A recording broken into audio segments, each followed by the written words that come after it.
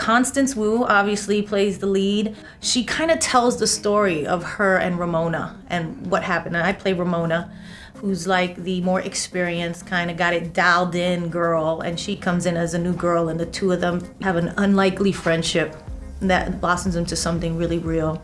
And then we have Cardi. Cardi was just like an obvious choice. I talked to her, I called her, I said, Cardi, I have a movie that I'm producing and then I'm also gonna do a part in. I said that you have to be a part of. And she was like, okay, and she had so much going on. And I was like, carve out just a little time for us and we will make it happen. And she did, and it was, it really was a great thing for the film.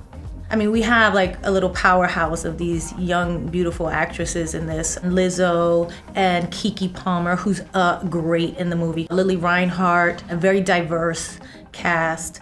It was a lot of fun. I gotta tell you, it becomes a sisterhood, right? Of like looking out for each other and doing those long night shoots and things and helping each other through it. And as a producer of the film as well, it was a real joy to see everybody kind of fall into their characters in the way they did. We gotta start thinking like these Wall Street guys.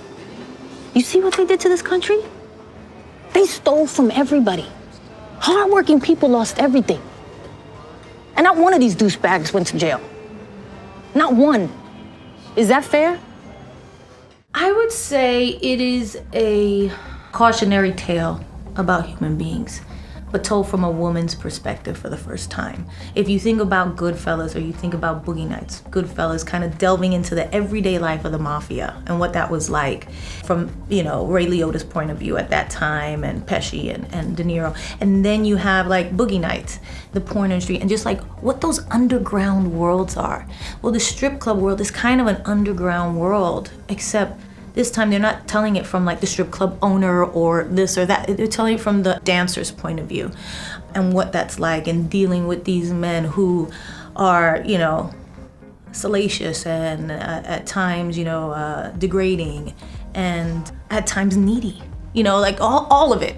It's a really interesting look at that world, and I love it. But it's also a cautionary tale about greed.